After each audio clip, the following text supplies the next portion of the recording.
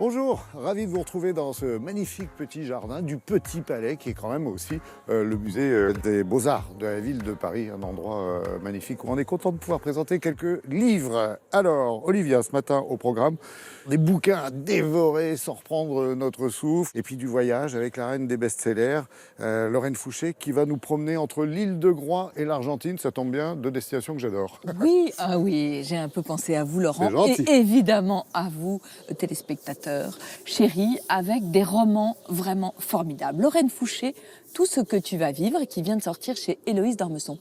Lorraine Fouché, c'est une personnalité vraiment intéressante.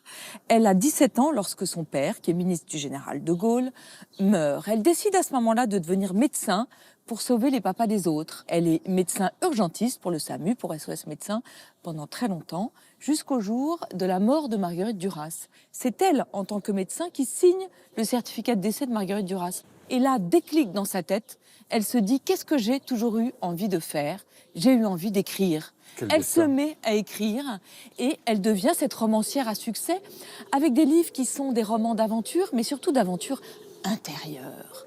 C'est le cas de ce petit héros de Tout ce que tu vas vivre. Il a 15 ans, il est en train de jouer à un jeu vidéo. Tout d'un coup, son jeu bug et il s'aperçoit qu'il y a beaucoup de brouhaha dans l'appartement. Il sort, il y a le SAMU qui est là. Son père a eu une crise cardiaque, il est mort. On revient dans l'histoire. On revient dans une histoire sûrement familiale. Cet ado se retrouve seul. Sa mère est partie 5 ans auparavant, elle a eu un burn-out. Elle a disparu de la circulation. Est-ce qu'elle est morte? Est-ce qu'elle est vivante? Premier mystère. Deuxième mystère qui se greffe, héritage. Ce garçon qui se pensait fils unique se découvre une sœur en Argentine. Donc, évidemment, il a envie de partir découvrir son histoire familiale. Ça fait beaucoup pour un garçon de 15 ans. Pour l'aider, il a une famille assez formidable qui habite dans l'immeuble et il a surtout, vous en parliez, l'île de Groix. J'ai pensé à vous, qui voit Groix, voit sa joie. Cette île, vous savez, elle a la réputation, n'allumez pas les feux ou les phares pour que les bateaux viennent se fracasser sur l'île.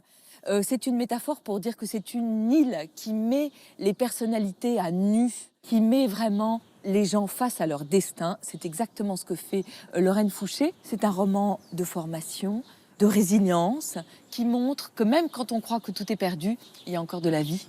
Vraiment, j'ai beaucoup aimé. Deuxième livre, c'est un roman, alors on m'avait dit pour les ados, mais j'ai l'impression que tous les adultes et tous les parents vont le piquer aux ados tellement il est bien, non? Oui, regardez d'abord comme il est beau. Regardez c'est ça que j'aime bien, la tranche de verte comme couleur. ça.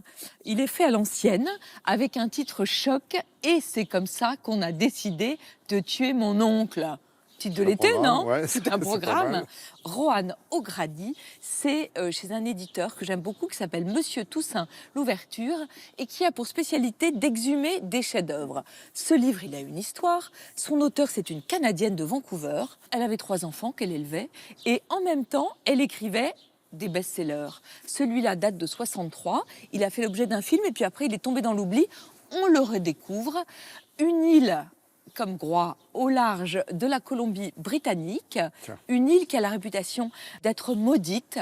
Un orphelin y débarque, il doit retrouver son tuteur. C'est un orphelin qui est insupportable. Il y a le catalogue de bêtises le plus génial qu'il soit. Vous en riez? Oui, comme par exemple de faire manger un chewing-gum à un chien. Ah, vous voyez bah ce que voilà. ça peut donner Ouais. quand vous devez nettoyer la Ne truffe. riez pas, c'est pas Je bien. ne ris pas parce que c'est un livre très drôle, mais d'humour noir. L'orphelin va retrouver son oncle, mais il va avoir l'idée que cet oncle a tué ses parents et veut maintenant le tuer pour mettre la main sur son héritage.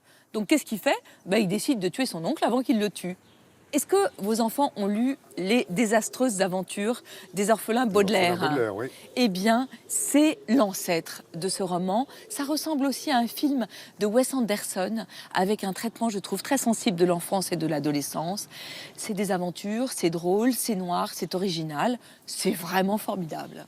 Vous parliez d'ancêtre, là on est dans la réédition, à collectionner, hein, bien sûr, avec la reine Agatha. Oui, parce que souvent on me dit comment est-ce que je peux faire lire un ado? Je dois dire que le challenge parfois est très difficile. Eh bien, vous leur donnez Agatha Christie, d'autant que le livre de poche réédite vraiment plein d'aventures d'Hercule Poirot. On dirait des bonbons, non? C'est vrai. Mais alors des bonbons Bon choix de évidemment couleur. au poivre, parce que les aventures sont souvent salées. Écoutez, ça n'a pas pris une ride. Parfois, les situations ont-elles vieilli, mais jamais la mécanique implacable. Meurtre au champagne, tout un programme, non? Ouais, exactement. Merci Olivia encore pour ces bons conseils. On se retrouvera la semaine prochaine pour d'autres mots de l'été. Merci, bonnes vacances.